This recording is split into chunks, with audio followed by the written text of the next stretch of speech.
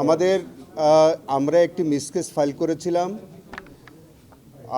আপনারা জানেন যে মাসুদউদ্দিন চৌধুরীকে আমরা সেই মিসকেসে গ্রেফতার করেছিলাম। সেই মাসুদউদ্দিন চৌধুরীকে আমরা রিমান্ডে নিয়েছি, জিজ্ঞাসাবাদ করেছি। তার কাছ থেকে আমরা কিছু তথ্য পেয়েছিলাম। তারই সূত্র ধরে আমাদের ইনভেস্টিগেটিং অফিসার তিনি যখন ইনভেস্টিগেশন করতে গেলেন, তখন তার সাথে এবং তার পিএর সাথে জনৈক ঝন্ডু নামে একজন ব্যক্তির কথোপকথনের সূত্র পাওয়া গেল।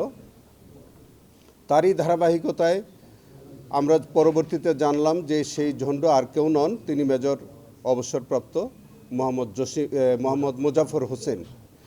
সেই মুজাফর হোসেন এর বিষয়টা যখন আমরা পাওয়া গেল, তখন দেখা গেল যে গত জুলাই আন্দোলনে যখন মানবতা বিরোধী অপরাধ সংগঠিত হচ্ছিল, সেই সময় মাসুদউদ্দিন চৌধুরী এবং সেই মুজাফরের মধ্যে অনেকবার কথোপকথন হয়েছে এবং আমরা তথ্য পাচ্ছি যে তিনি এই ফ্যাসিস্ট সরকারের আমলে বহুবার আমাদের পার্শ্ববর্তী দেশে উনি যাতায়াত করেছেন। বাংলাদেশে এসে তিনি আত্মগোপনে থেকে এই মানবতা বিরোধী অপরাধে মাসুদউদ্দিন চৌধুরী সহ সরকারের সাথে তার একটা সংশ্লিষ্টতা ছিল এবং সেই পরিপ্রেক্ষিতে আমরা আরও জানতে পারলাম যে সেই মুজাফর হোসেন তিনি শহীদ রাষ্ট্রপতি জিয়া রহমানের হত্যাকাণ্ডের সাথে জড়িত ছিল এবং তিনি ডেজার্শনে ছিলেন এবং ইতিমধ্যে তিনি আমাদের বাংলাদেশ সেনাবাহিনীর তত্ত্বাবধানে আছেন এবং তার বিরুদ্ধে সেনা আইনে অন্য একটি কার্যক্রম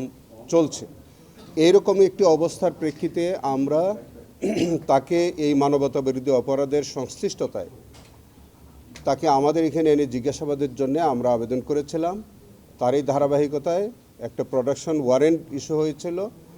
আপনারা জানেন যে আমাদের বাংলাদেশ আর্মির অ্যাডজুটেন্ট জেনারেল অফিসের থেকে আজকে তাকে ট্রাইব্যুনালে হাজির করা হয়েছিল। ট্রাইব্যুনালে হাজির হওয়ার পরে আমরা একটি আজকে নতুন করে দরখাস্ত দিয়ে বলেছি যে তাকে জিজ্ঞাসাবাদ করা প্রয়োজন এবং আমরা 2 দিনের জন্য তাকে, এটাকে আপনারা রিমান্ড বলেন অথবা সেম হবে জিজ্ঞাসাবাদ যে অর্থেই বলেন, তাকে ইন্টারোগেশন আমাদের আইনে যেভাবে বলা আছে তাকে ইন্টারোগেশনের জন্য সেই আবেদনের পরিপ্রেক্ষিতে আজকে মাননীয় ট্রাইব্যুনাল তাকে 2 দিন জিজ্ঞাসাবাদের জন্য আমাদেরকে অনুমতি দিয়েছেন। আমাদের ট্রাইব্যুনালের ইনভেস্টিগেটিং অফিসার তার সুবিধা মতো তিনি যে কোনো সময় পরপর 2 দিন তিনি জিজ্ঞাসাবাদ করতে পারেন অথবা তিনি একদিন করেও জিজ্ঞাসাবাদ করতে পারবেন। সেই জিজ্ঞাসাবাদের পরে প্রাপ্ত তথ্যের ভিত্তিতে আমাদের প্রয়োজনীয় পরবর্তী কার্যক্রম গ্রহণ করা হবে।